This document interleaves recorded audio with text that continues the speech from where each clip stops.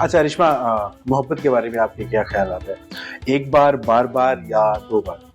मोहब्बत सिर्फ अपने घर वालों से होती है, बाहर किसी से मोहब्बत नहीं होती है। तो ज़्यादातर आप भाई बना लेती हैं? भाई बना लेती हूँ रिश्मा बाजी। अपनी मदर से कहा कि मुझे ढोल सीखना है, वो अपना सर पकड़ के बैठ गई, कहती बेटा अब ये मत कहना कि मुझे मुंह से आग निकालनी है। तो सामने ऑडियंस जो होती है वो आपके ढोल में ज़्यादा इंटरेस्टेड होती है या आपकी खूबसूरती में खोई होती है? दोनों में। तो फूडी हैं आप, खाने को शौक है? बस मूडी हूँ, फूडी नहीं मूडी जरूर हूँ। डिफरेंट वेडिंग शोज भी करती हैं, तो आप एक प्रोग्राम का कितना चार्ज करती हैं? एक आईफोन आ जाता है, ठीक है। कभी फनी डीएम्स भी आते हैं, बहुत ज्यादा फनी, जिसको देख के कमेंट आते हैं बहुत सारे, मेरे बच्चों की जन्नत। अब मैं देख बीवी दूसरे की, बच्चे अपने और काम दूसरे। बस फिलहाल का भी मेरा यही फील है। क्या आपकी खूबसूरती का राज क्या है? ज्यादा सारा मेकअप। अच्छा अरिश्मा, शादी लव मैरिज करेंगी या अरेंज? अरेंज। एंड पे कोई शेर सुनाना चाहें तो प्लीज ये एक शेर तो शेर? सुना। शेर शेर शेर शेर।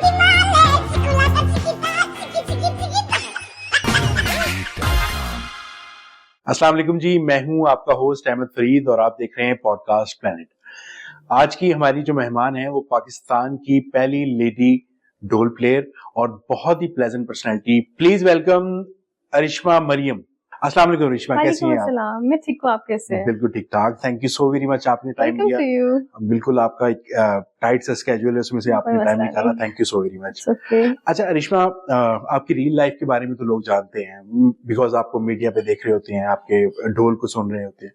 आपकी पर्सनल लाइफ फेमस होने से पहले कैसी थी, उसके बारे में थोड़ा सा हमें बताएं। स्कूल गोइंग थी और साथ में टेनिस खेल रही थी। पहले मैं बैडमिंटन ब्रांच में थी, उसके बाद फिर मेरा ट्रांसफर हो गया था टाउनशिप ब्रांच में। तो स्कूलिंग वहां से हुई, देन फिर आपने एजुकेशन कहाँ तक कंप्लीट की? ए लेवल्स किया मैंने। ए लेवल्स किया। तो अच्छा, बचपन के फ्रेंड्स आपके, मैंने आप सुन रहा था कि आपके अभी तक इंटैक्ट हैं आपके साथ, कुछ हैं, कुछ आपको छोड़ के चले गए, तो वो जो आपके साथ इंटैक्ट हैं, आपके साथ दोस्त हैं, तो उनके बारे में बताएं, वो कितने क्लोज हैं आपके साथ? आपने गलत सुना था। नहीं ऐसा नहीं है। मेरे जो चाइल्डहुड फ्रेंड्स हैं, जो हमारे फैमिली फ्रेंड्स ही हैं, सिर्फ वो ही हैं। स्कूल फ्रेंड्स अब मेरे साथ मतलब उससे से टच में नहीं है। फेसबुक वगैरह पे तो ऑब्वियस सी बात उन्होंने फॉलो किया हुआ है, लेकिन मेरे कांटेक्ट में नहीं है। छोटे होते वाले जो हमारे फ्रेंड्स हैं उसमें अंकल मनान के बच्चे हैं, अंकल राना जावेद के बच्चे हैं, उसके अलावा एक अंकल शाहनवाज के बच्चे माहम शाहजेब, ये लोग हैं, ये मेरे हमारी फैमिली फ्रेंड। और ये मतलब वो हैं, इनसे हमारा 30 इयर्स पुराना रिलेशन है मेरे पेरेंट्स का। तो ये वो वाले चाइल्डहुड फ्रेंड्स अभी तक साथ हैं। सेकंड क्लास में आपको किसी बच्चे ने तंग भी किया था और आपने कहा था कि एक दिन देखना तुम मेरे से। हाँ, I was very neglected one ना। तो मेरी जो क्लास टीचर थी ना, वो मेरी ट्यूशन टीचर भी थी, तो वो मुझसे सारा पेपर फिल करवा लेती थी। तो मैं फेल हो गई। तो मैं फेल हो गई, तो वो जो मेरे क्लास फेलोज थे वो आगे चली गई और मैं फेल हो गई, और फिर मुझे क्लास दोबारा रिपीट करनी पड़ी। तो वो फिर मेरे साथ कोई बैठता नहीं था, खेलता नहीं था। टीचर्स के जो बच्चे भी थे वो कहते थे oh don't sit with her, she is a failure, और इस तरह की बातें होती थी। तो वो फिर मुझे बहुत पिंच करते थे। फिर मैं रोती थी कि हाय मेरे साथ कोई खेलता नहीं है। नहीं, आपने उन टीचर का नाम लिया था कि उन्होंने आपके टीचर साथ नगमा का ना बिल्कुल नाम लिया। तो आपको नहीं लगता कि मीडिया पे आके आपको ये नहीं कहना चाहिए था थोड़ा सा? मुझे बिल्कुल कहना चाहिए। टीचर ने वो मतलब मेरा, टीचर ऐसे होते हैं जो पर्सनल ले जाते हैं स्टूडेंट्स के साथ। उन्होंने मतलब मेरा मतलब वो एक जो बचपन वाला टाइम होता है आपका बेस्ट टाइम होता है, तो वो वाला टाइम मैंने इतना मुश्किल स्कूल में गुजारा हुआ है, क्योंकि स्टूडेंट तो सारे हम एक ही ब्रांच में थे, फिर वही स्टूडेंट उसी ब्रांच में ट्रांसफर हुए, और वो फिर जब नई फ्रेंड्स बनती थी उनको भी वो जाके वही बात बताते थे। तो मैंने बहुत क्रूल टाइम देखा है यहाँ। अच्छा रिश्मा, मोहब्बत के बारे में आपके क्या ख्यालात है? एक बार, बार-बार या 2 बार? मोहब्बत सिर्फ अपने घर वालों से होती है, बाहर किसी से मोहब्बत नहीं होती है। इन्फेक्चुएशन या किसी किस्म की पसंदीदी किसी को पसंद करना, कोई फेवरेट होना? हाँ, पसंद करना है समथिंग एल्स। लेकिन हम आजकल क्या करते हैं, जब किसी को लाइक कर रहे होते हैं तो हम उसी चीज को कहते हैं कि ओ ये मोहब्बत है। मोहब्बत सिर्फ आपके पेरेंट्स के साथ होती है, बाकी किसी के साथ मोहब्बत नहीं होती है। आपको कभी एक तरफा मोहब्बत भी नहीं हुई? एक तरफा? One sided? क्यों वन साइडेड हो गया? अगर मुझे होगी तो मैं उसको बता दूंगी कि भी तो मुझे अच्छे लगते हो। तो कभी इतनी लाइफ में कभी किसी कोई आपको अच्छा नहीं, मेरे फ्रेंड सर्कल है और काफी बड़ा फ्रेंड सर्कल है मेरा, और Jibran is brother to me, Hamza is brother to me. जो मेरे फ्रेंड्स है वो भाइयों की तरह, तो उनके साथ तो नहीं ना वैसे बंदा वो नजर रखता। तो ज्यादातर आप भाई बना लेती हैं? भाई बना लेती हूँ, रिश्मा बाजी। रिश्मा भाइयों वाली। ओके।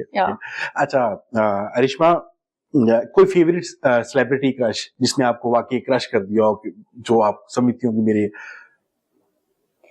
क्रश तो नहीं, लेकिन मुझे जेनिफर बहुत पसंद है। उसके अलावा मुझे लेडी गागा बहुत पसंद है। पाकिस्तान में मुझे गर्ल्स में हदीका अच्छा गाती हैं अभी नाउ डेज। वो उनके वो जो बड़ा ट्रेडिशनल से कपड़े पहनती हैं, ड्रेसिंग बहुत अच्छी करती हैं। एक हमारी काफी फेमस सिंगर हैं सायरा नसीम, उनकी ड्रेसिंग मुझे बहुत पसंद है। बहुत डिसेंट रहती हैं। मैं नाम नहीं दूंगी, एक है हमारी मतलब पुरानी सिंगर है, वो मतलब ठीक है, age is just a number, लेकिन मेरे हिसाब से आपको अपने एज के साथ चीजों को कैरी करना आना चाहिए। तो अब जैसे मेरी मदर को अभी हम अगर जीन्स टॉप पहना देंगे तो आई डोंट थिंक वो इस एज में उनको सूट करेगा, और वो पहनेंगी भी नहीं। तो वो जो सिंगर है वो आती हैं और उस तरह से मतलब बड़े बोल्ड तरीके वो परफॉर्म कर रही होती हैं, तो दैट्स वेरी हॉरिबल। तो मैं देखती हूँ, मैं कहती हूँ सायरा नसीम जी जो है बहुत अच्छे कपड़े पहनती हैं, अपने बॉडी लाइन के साथ उनके कपड़े भी जा रहे हैं, उनका मतलब ट्रेंडिंग भी है, और अपनी पर्सनालिटी को बड़ा अच्छा कैरी करती हैं। अच्छा रिश्मा, आपने ये तो बताया कि आपको किससे मोहब्बत नहीं हुई, बट आपके अकॉर्डिंग आइडियल मैन कौन है आपके लिए? बियर्ड वाला होना चाहिए या क्लीन शेव? हाइट क्या होनी चाहिए? ओके, एंड हाइट पे या मैं 5'8" हूँ, तो ऑब्वियसली बात है मेरे से हाइटेड लड़का ही अच्छा लगेगा। yes. 5'8" तो ऑलमोस्ट 6 के अराउंड तो होनी चाहिए। अच्छा रिश्मा, अब थोड़ा एक पर्सनल सवाल है कि पाकिस्तान की ऐसी कम्युनिटी है या सोसाइटी है कि यहाँ पर लड़कियों को तालीम लेने के लिए भी बहुत मुश्किल होता है, बिकॉज फैमिली अलाउ नहीं करती, आपके पीयर ग्रुप इतना मुश्किल कर देता है आपका जीना। उस माशरे में आपने नॉन कन्वेंशनल एक ढोल प्लेयर बना, तो ये आपके लिए कितना मुश्किल था, और क्या आपने शुरू से ही इस चीज को लेके चली, या सडनली आपने कहा कि बस एक रात आपने सोचा कि यार मैंने ढोल प्लेयर ही बनना है? और ऐसी सोसाइटी में रहकर इन सब चीजों को कैसे आप साथ लेके चलती हैं? एक तो मैं घर में बहुत ज्यादा लाडली हूँ, एक होता है पैम्पर्ड, एक होता है एक्स्ट्रा पैम्पर्ड। मैं हूँ एक्स्ट्रा पैम्पर्ड। तो मेरी बात जो है ना वो नहीं टाली जाती है, मैं जो भी कहूँ मामा मान लेती हैं, बाबा मान लेते हैं। तो व्हेन आई स्टार्टेड ढोल ना, मैंने जब अपनी मदर से कहा कि जी मुझे ढोल सीखना है, तो अपना सर पकड़ के बैठ गई, कहती बेटा अब ये मत कहना कि मुझे मुंह से आग निकाल ली है। खुदा का नाम लो। मैंने कहा जी मुझे तो सीखना है, और वो ढोल सिर्फ मैंने शौक के लिए सीखा था, मुझे बिल्कुल भी आइडिया नहीं था कि मैं इसको प्रोफेशनली शुरू कर दूंगी। पहले आप किसी को सुनती थी ढोल प्लेयर को, कभी सुना हो? किसी को भी नहीं सुनती थी। इंस्पिरेशन मेरी है Jasmeet Kaur, she is from India and she is sister to me, और उन्होंने बड़ा सपोर्ट किया मुझे। उन्होंने मुझे आइडिया दिया, कहती मतलब you got looks, why you don't try dhol? I was like okay. तो तब मुझे थोड़ा सा ना इंटरेस्ट हुआ कि मुझे ढोल सीखना चाहिए। वो भी सिर्फ एक शौक की हद तक था, और फैमिली सपोर्ट मुझे फुल ऑन थी। मेरी पुप्पो खाला सब लोग वेट कर रहे होते कब मेरा टीवी शो ऑन एयर होगा, तो फैमिली सपोर्ट जो होती है वो टीवी शो जब आप फेमस हो गई होंगी तब वेट कर रहे होंगे, उससे पहले भी वेट उससे पहले तो नहीं पता था ना कि मतलब मैं ढोल सीख रही हूँ। वो तो जब मैं एकदम वायरल हुई तो सबको पता चला कि हाँ शी इज इनटू मीडिया। उसके बाद फिर सबने बहुत ज्यादा सपोर्ट किया, किसी ने क्रिटिसाइज नहीं किया कि ये क्या हो गया, क्योंकि आगे सब पढ़े लिखे लोग हैं और माशा जो है थोड़े और तरह का तरीके देखता है। ऑब्वियसली चेंज आ रहा है हमारे माशरे में, सोशल मीडिया बहुत अच्छा काम कर रहा है इस चीज में, एजुकेशन बेहतर हो रही है, बट अभी भी कहीं ना कहीं ऑर्थोडॉक्स टाइप के लोग हैं जो इस चीज को बहुत बुरा फील करते हैं। अभी कुछ लोगों का मानना है, वो ऐसा समझते हैं कि जो मीडिया इंडस्ट्री के लोग होते हैं वो रूहानियत से बहुत दूर होते हैं, तो आप अपनी रूहानियत के लिए क्या करती हैं? अच्छा, अगर तो हम मीडिया का बुरा कहते हैं, आई एम सॉरी, लेकिन ये थोड़ा मैं बोल्ड बात हो जाएगी। आप जाके देखें, उस तरह की ड्रेसिंग हम तो नहीं करते, मीडिया वाले तो नहीं हम करते हैं जिस तरह की ड्रेसिंग वहां पे करके लड़कियां बैठी हुई, वहां पे स्मोक चल रहा है, सिगरेट, हर चीज हो रही है। मैं खुद पर्सनली शीशा पीती हूँ, ऐसी बात नहीं है, लेकिन एक तरीका होता है ना हर चीज का। आप घर के अंदर बैठ के कुछ भी करें, बट आपकी लाइफ एक पब्लिक लाइफ होती है, तो उसमें परसेप्शन ऐसा बन जाता है। तो आप बेसिकली अपनी रूहानियत मींस अल्लाह से अपने आप को कैसे अटैच रखती हैं? अच्छा, ये वाली जो स्टोरी है ये बिल्कुल ही एक डिफरेंट स्टोरी है कि आप 5 वक्त की नमाज पढ़ रहे हैं, आप कुरान पाक पढ़ रहे हैं, आप रोजे रख रहे हैं। अब इसका अब ये तो नहीं है ना मैं रोजे रख रही हूँ, मैं नमाजें पढ़ रही हूँ। अब ये चीजें तो नहीं हम दिखाते हैं। अब शायद हम न्याज बहुत ज्यादा कराते हैं, लेकिन ये बातें बताने वाली नहीं है ना, बिकॉज ये अल्लाह का और ये हमारा मैटर है। मतलब मेरा और मामा, मतलब मेरा मामा और मैं, हम इकट्ठे होते हैं तो मैं हमारा कंसिडर करती हूँ कि हमने हर वक्त इकट्ठे ही रहना है। तो अब किसी का हेल्प करना या किसी को अल्लाह के नाम पे न्याज बांटना या नमाज पढ़ना, इसको तो हम पब्लिकली नहीं ना वहां पे मेंशन कर रहे होते। ये तो अल्लाह का हमारा मैटर है कि हम कितना करते हैं। बस ये यहाँ पर लोग सोचते इस तरह से हैं कि उनकी सोच को तब्दील करना बहुत मुश्किल है। तो आप जो काम कर रही है बहुत अच्छा कर रही है and I really appreciate that कि आप कुछ अलग कर रही हैं। अच्छा अरिश्मा, आप डिफरेंट जब वेडिंग शोज करती हैं तो आपने कभी नोट किया हो जब आप ढोल प्ले कर रही होती हैं तो सामने ऑडियंस जो होती है वो आपके ढोल में ज्यादा इंटरेस्टेड होती है या आपकी खूबसूरती में खोई होती है? दोनों में। ओके, पैकेज मिल जाता है। पैकेज हो गया ना। क्योंकि मैंने देखा है बहुत सारी भी लड़कियां जंपिंग हुई हैं। मैं किसी को पोक नहीं करूंगी। मेरा अपना एक ओपिनियन है कि अगर आप मीडिया में आ रहे हैं, अगर आप सिंगिंग कर रहे हैं या मॉडलिंग कर रहे हैं, एक्टिंग कर रहे हैं, ढोल प्लेयर बन रहे हैं, आप स्टडी कर रहे हैं, अपने आप को ग्रूम कर रहे हैं, फिर आप जंपिंग हो। अब आप मतलब प्रेजेंटेबल ही नहीं और आप ढोल पकड़ के उसको प्ले कर रहे हैं और आप को नहीं ऑडियंस देखना चाह रही, तो ऐसा मतलब आपके लिए वो एक बुरी बात है। आप अपने आप को पहले ग्रूम करें, थोड़ा पढ़ें, फिर आप जंप इन हो ताकि लोग आपको पसंद करें। तो इसके लिए तो आपको मसल्स, शोल्डर मसल्स बहुत स्ट्रांग चाहिए होते हैं, तो उसकी कोई एक खास एक्सरसाइज? पैशन। ओके, पैशन या तो जिम वगैरह यूज कर जाती हैं? जिम अभी आजकल मैं नहीं जा रही हूँ, मैंने ट्रेडमिल घर पे ले ली हुई है, तो मैं घर पे ही कर रही हूँ। अच्छा, जो ढोल आप प्ले करती हैं उसका वेट कितना होता है नॉर्मली? जो मैं प्ले करती हूँ उसका 15 kg है, जिसपे मैं प्रैक्टिस कर रही हूँ वो 18 kg है। तो आप कितना टाइम तक इसको होल्ड कर सकती हैं? बिकॉज वो एक गूंगा साईं है, शायद आपने नाम सुना हो। वो तो हवा में उसे बिल्कुल हवा में ले आते हैं बजाते बजाते। काफी सारे ढोल प्लेयर्स हैं जो ढोल घुमा लेते हैं। मेरे अपने टीचर जो हैं सर इमरान, वो भी ढोल घुमा लेते हैं। मेरा एक बैंड मेंबर है, वो 3 ढोल दांतों में घुमा लेता है। तो ये अपनी अपनी टेक्निक्स हैं, अपनी अपनी प्रैक्टिस है। और मैं कितनी देर में वेडिंग शो पे तो मेरी 1.5 घंटे की अपीयरेंस होती है। या तो 1.5 घंटे में आप तकरीबन 1.5 घंटा ही बजा रही होती हैं ढोल? नहीं, बीच में होता है कि जब मैं थोड़ा मेरी वेन से स्वेल हो रही है तो मैं थोड़ा सा 2-3 मिनट का ब्रेक ले लेती हूँ। कोई फेवरेट बीट जो आप? मुझे धमाल प्ले करना बहुत पसंद है। तो धमाल के अलावा कोई ऐसी बीट जो आप बहुत एंजॉय करती हो बजाते हुए, अकेले बैठे? Traditional bhangra, okay, Pashto beat बहुत पसंद है। मेरी मदर बेसिकली पठान है, तो उनको पश्तो बीट बहुत पसंद है। तो मैं जब प्रैक्टिस कर रही होती हूँ ना, तो वो कमरे से आवाज देती है, छोड़ दे पंजाबी भंगड़ा, पश्तो बजा।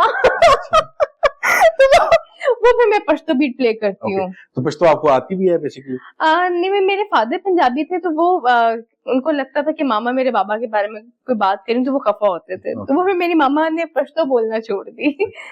अच्छा अरिश्मा, हर इंसान के लाइफ में कोई ऐसा फेज आता है जब उसे लगता है कि बिल्कुल ही मैं अब टूट चुका हूँ, फिर अल्लाह ताला कोई ना कोई अपना मुआजिज़ा दिखाता है और उस सिचुएशन से इंसान को निकालता है। तो आपकी जिंदगी में वो कौन सा टाइम था जब आपको लगा कि यार जिंदगी अब खत्म होने वाली है, मगर रब ताला ने अपना करम दिखाया और उस फेज से आप बड़ी आसानी से बाहर आ गई?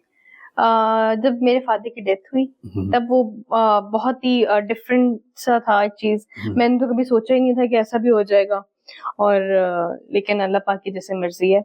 तो वो एक बहुत मुश्किल टाइम था, बहुत ही ज्यादा मुश्किल था, एक्स्ट्राऑर्डिनरी मुश्किल था कि अब हम कैसे सरवाइव करेंगे, क्या होगा। क्योंकि मेरे ढोल से मेरे घर का सिस्टम नहीं चलता है, मैं ढोल सिर्फ शौक के लिए प्ले करती हूँ। ऐसा नहीं है कि मैंने ढोल बजाना है तो मेरे घर का सिस्टम चलेगा। तो वो हम बहुत ज्यादा फाइनेंशियल तो चलो डिस्टर्ब हुए लेकिन एक वो जो घर का वो जो पिलर वाला सीन है ना कि वो गिर गया एकदम, वो बहुत डिफरेंट था। फिर उससे थोड़ा सा हम रिकवर हुए, कोई 1.5 साल मतलब हमें रिकवरी में लगा। तो फिर मेरे बिनोई जो है, कामरान भाई सबसे बड़ी सिस्टर के हस्बैंड, उनकी बहुत यंग एज में डेथ हो गई। कामी भाई की एज थी 35-36। तो उनको हार्ट अटैक आ गया। तो ये जो 2 डेथ्स मैंने देखी है ना, ये बहुत ही मतलब डिफिकल्ट थी। मेरी सिस्टर अभी जवान है माशाल्लाह, उसके बच्चे हैं, फिर उसको मतलब वो देखना, और वो बड़ा मुश्किल था। सर्वाइवल बहुत मुश्किल हो जाता है। बिल्कुल ठीक। अच्छा अरिश्मा, सुहेल बड़ाइच के साथ आपने एक शो किया था।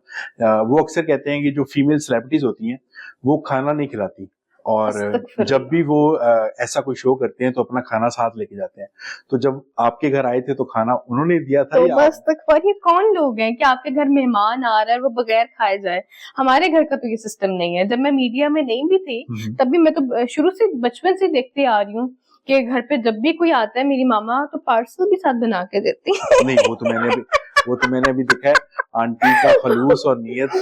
मैं इस चीज की खुद गवाही दे सकता हूँ। Thank you so very much, बहुत शुक्रिया उनका। तो फूडी हैं आप, खाने को शौक है? बस मूडी हूँ, फूडी नहीं मूडी जरूर हूँ।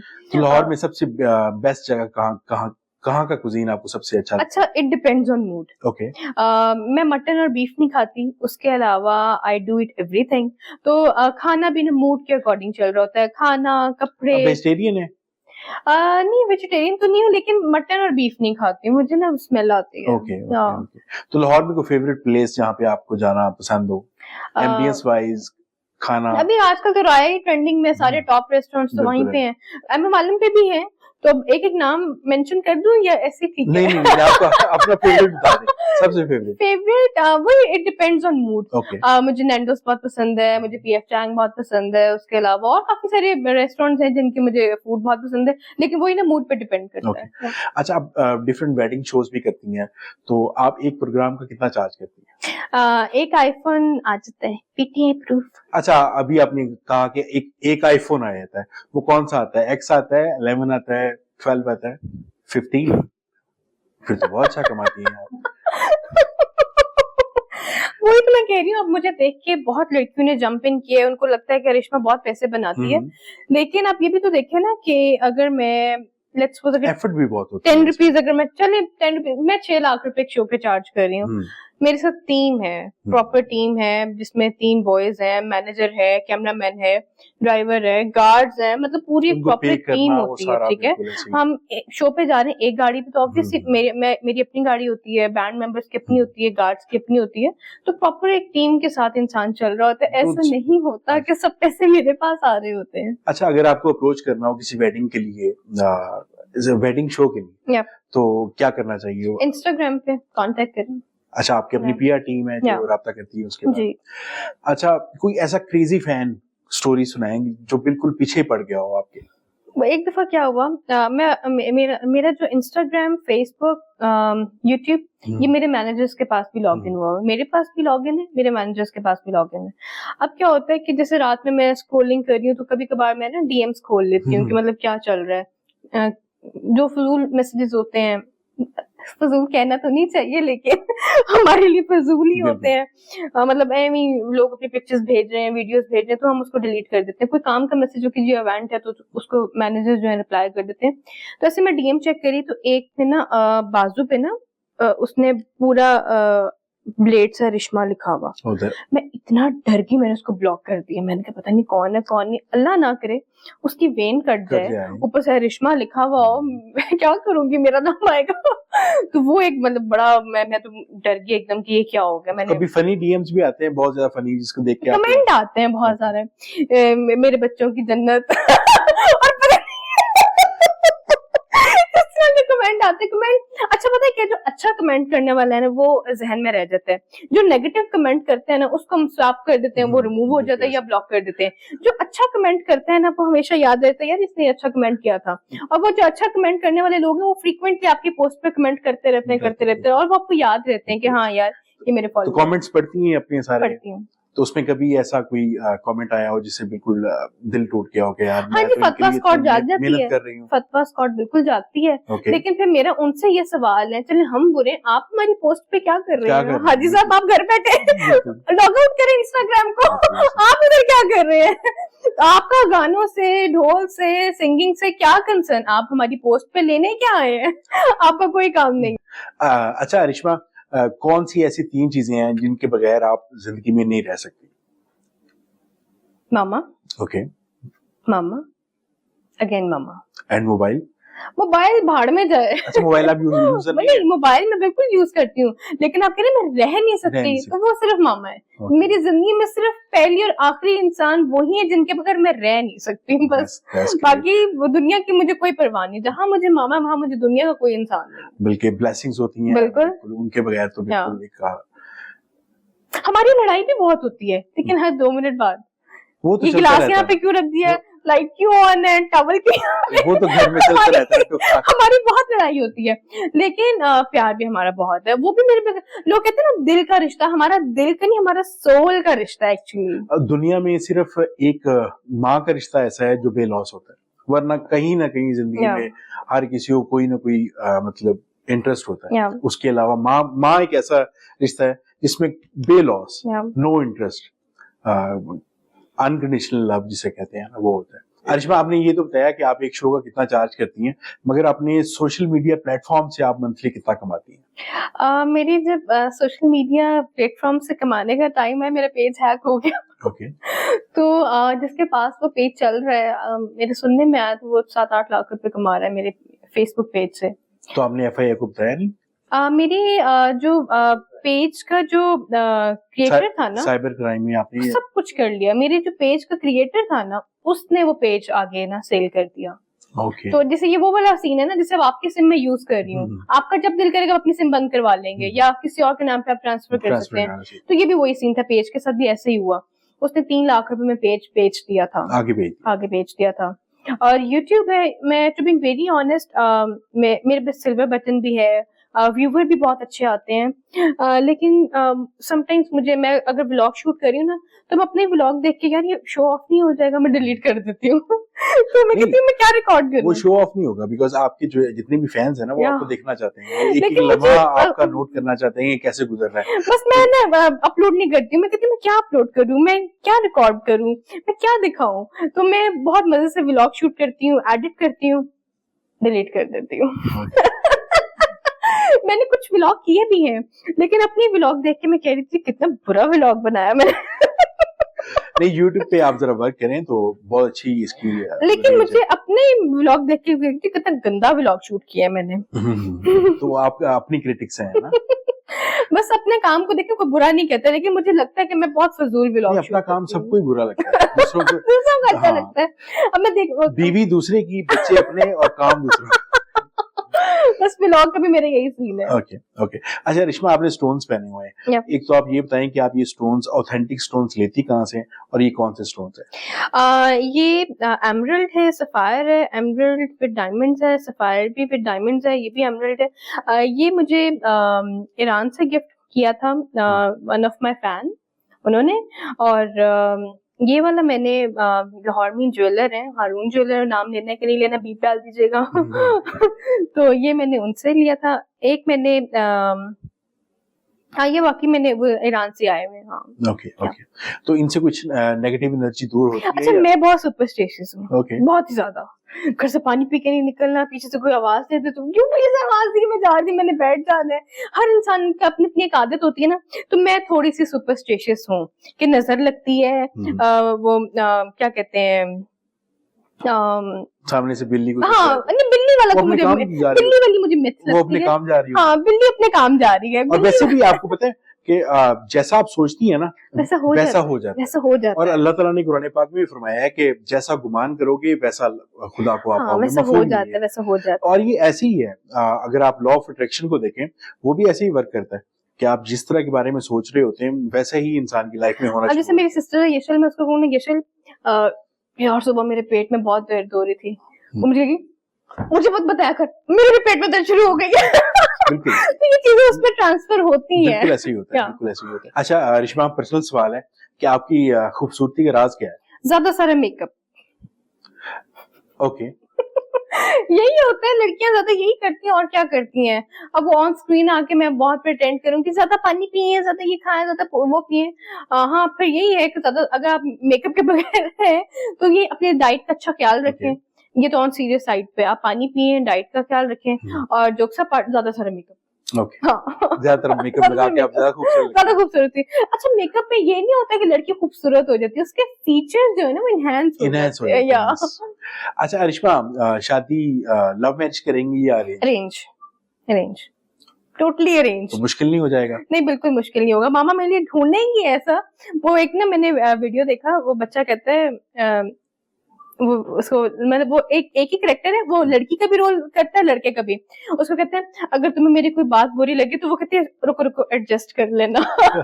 तो मुझे अरेंज लड़का चाहिए, लव मैरिज नहीं। तो आंटी को आपने ये टास्क दे दिया कि वो ढूंढे आप? मैंने क्या उनको टास्क दिया ना, उन्होंने खुद से सर्चिंग पे वो है जहाँ उनको अच्छा लगा। कब तक एक्सपेक्ट करें, साल 2 साल? कोई पता नहीं, हफ्ते बाद उनको पसंद आ जाए कोई पता नहीं 2 साल में ना आए। एंड रिश्मा लास्ट में अपने फैंस को कोई मैसेज अगर आप देना चाहें तो प्लीज। बॉडी शेमिंग ना किया करें, क्योंकि इससे लोग बहुत ज्यादा हर्ट होते हैं। अभी जैसे नाउडेज मैंने 5 kg जो है डाउन किया है, तो मैं मतलब पर्सनली ये फील करती हूँ कि अगर लोग मुझे कहते हैं हाय तुम कितनी मोटी हो गई हो, तुम ऐसे हो वैसे हो, तो मुझे इतना फील होता है जिनका वेट एक्चुअल में बहुत ज्यादा है और वो नहीं कम कर पाते हैं तो वो कितना हर्ट होते हैं। बड़ी एफर्ट्स लगती हैं कम करने में। और ये बॉडी शेमिंग। अब मेरी सिस्टर मोटे होने की दवाई खाती है, ठीक है, बड़ी लकी है। वो मोटे होने की दवाई खाती है। अब उसको जो मिलेगा, जो भी मेरी फ्रेंड, वैसे तो वो घर से कम ही निकलती है। कभी मेरी कोई फ्रेंड आ जाए तो कहेगी यशल तुमने कितना मतलब लूज कर लिया। वो कहती है यार मैं तो मोटे होने की दवाई खा रही हूँ। अभी आजकल वो दवाई खा रही है। क्या खा रही हो, इतनी मोटी हो गई हो। तो ये बॉडी शेमिंग से ना बाज आ जाए प्लीज, इस तरह से ना लोगों का दिल बहुत दुखता है। एंड पे कोई शेर सुनाना चाहें तो प्लीज ये एक शेर तो सुना दें। शेर शेर शेर शेर नहीं, इसके अलावा मुझे नहीं आता कोई शेर। कोई भी बचपन में सुना हो, डब्बे पे डब्बा, वो ट्विंकल ट्विंकल लिटिल स्टार, वो पोएम ही आती है, शेर नहीं आता।